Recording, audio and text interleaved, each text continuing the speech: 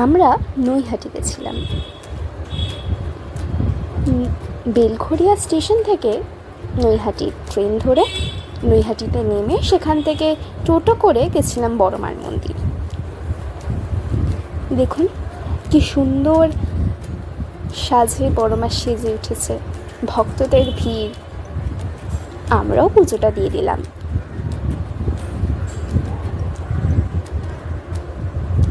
বড়মার কাছে মনস্কামনা পূর্ণ করে আমরা বড়মার মন্দির থেকে বেরিয়ে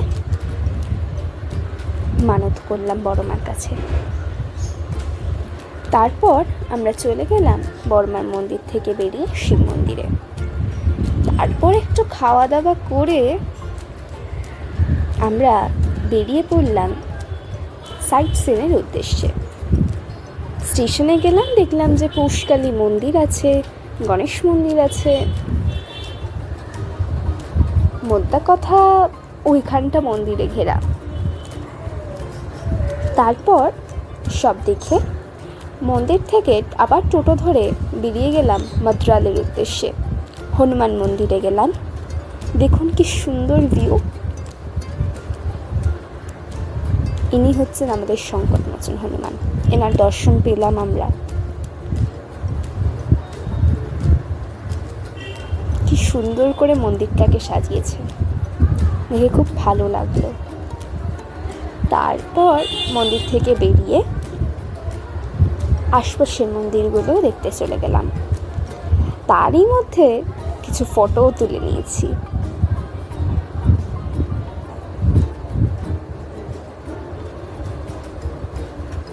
ওই যে নানি আম পাতা পারছে। আর এইটা হচ্ছে রাম সীতা মন্দির, অনবদ্য। কি সুন্দর মন্দিরটা, রাধা কৃষ্ণ। এই যে নানি আর আমি মন্দির চত্বর থেকে একটুখানি বাইর হয়েই ছবিও তুলে নিয়েছি। আর এটা তো সবচেয়ে সুন্দর বলে মনে হয় আমার, অন্নপূর্ণা মন্দির। সবুজে সবুজ হয়ে আছে চারিদিকটা। চারিদিক দেখতে দেখতে আস্তে আস্তে ঢুকে পড়ছি মন্দির চত্বরে। আর এই গাছটা সত্যি খুব সুন্দর, অনবদ্য। এই যে গাছপালার ডালে ডুলের মধ্যে দিয়ে অন্নপূর্ণা মন্দিরকে তুলেছি। এই যে মাই ঘন্টা বাজাচ্ছে। আর আমি বাজাতে গিয়ে কতবার যে ট্রাই করলাম, তারপর গিয়ে শেষবার 3বার বেজেছিল ঘন্টাটা। তো অনেক যুদ্ধ করছি এখানে আমি ঘন্টা বাজানোর জন্য। দৌড়ে দৌড়ে ঘন্টা বাজাতে হচ্ছে আমাকে। ঘন্টা বাজানোর পর অবশেষে কয়েকটা ছবি তুললাম এবং শিব ঠাকুরের দর্শন করলাম। এই যে দেবী অন্নপূর্ণা। অন্নপূর্ণা মন্দিরটার সাজসজ্জাটাও কিন্তু দুর্ধর্ষ করেছে।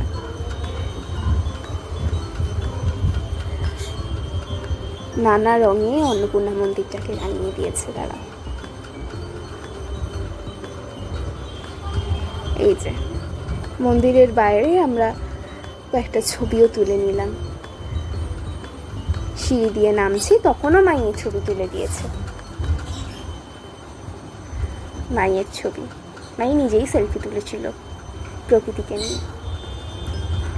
আর এখানে কয়েকটা পোজ দিয়ে আমিও ছবি তুলে নিয়েছি।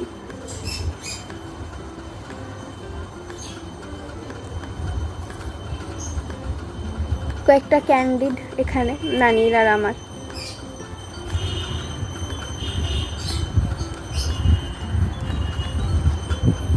এই যে শিব মন্দির।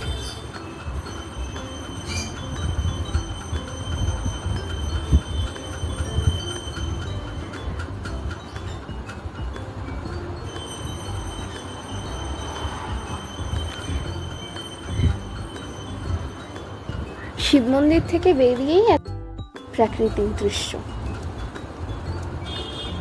স্বচ্ছ জল, চারিদিকে সবুজ। ছবিতে না যত সুন্দর লাগছে প্রকৃতিকে, সামনাসামনি আরো সুন্দর লাগছিল।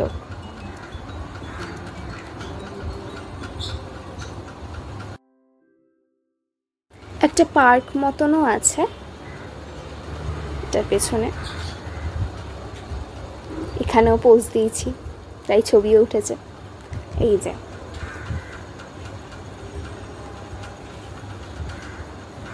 কাঠবিড়ালি।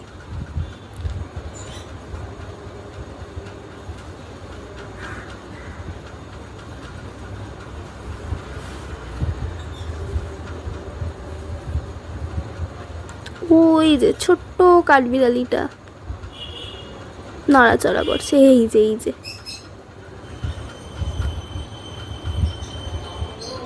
দূর থেকে যে কখন মাই এই ছবিটা তুললো বুঝতেও পারিনি। আর এই যে সেই পার্কটা, ছোট ছোট বাচ্চারা খেলাধুলো করছে, কত সুন্দর। আর তার মধ্যে আমিও মাইকে প্রাকৃতিক সৌন্দর্যকে নিয়ে একটা ছবি তুলে দিয়েছি। সুন্দর এসছে ছবিগুলো। নানি আর আমি উঠছি পার্কটা থেকে বেরিয়ে।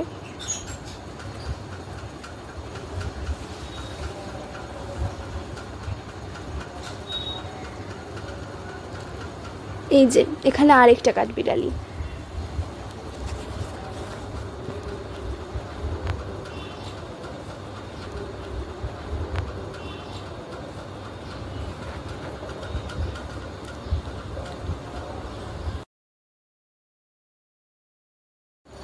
এখন আমরা মন্দির চত্বর থেকে বেরোনোর সিঁড়িটা ধরে মন্দির চত্বর থেকে বেরোবো। আস্তে আস্তে সিঁড়ি দিয়ে নামছি। এই যে নেমে গেলাম। এবার আরেকবার ঠাকুরের দর্শন করে, গণেশ ঠাকুরের দর্শন করে আমরা মন্দির থেকে অর্থাৎ মাদ্রালের চত্বর থেকে বেরিয়ে গেলাম। এইবার আসলাম বঙ্কিমচন্দ্রর বাড়িতে। এটা হচ্ছে বঙ্কিমচন্দ্রর গবেষণা কেন্দ্র, একটা মিউজিয়াম টাইপ, নানা রকমের জিনিস সাজানো আছে, কত কিছু জানার আছে এখানে। কি সুন্দর একটা মূর্তি। আর এবার আমরা যাচ্ছি অ্যানসেস্ট্রাল হাউস অফ বঙ্কিমচন্দ্র।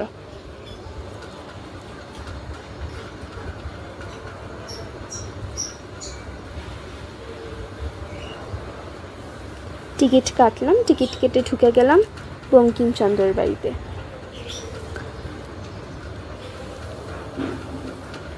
কত বড়, কত ছবি, সুন্দর জায়গাটা।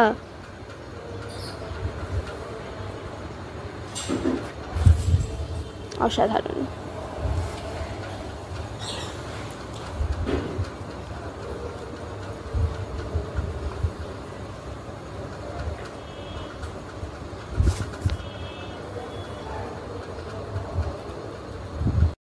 এখানে ছবি তোলা নিষেধ ছিল বলে আমরা ছবিটা তুলতে পারিনি।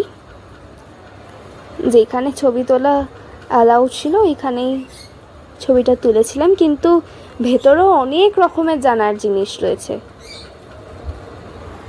মানে কি নেই সেখানে, সব কিছু আছে।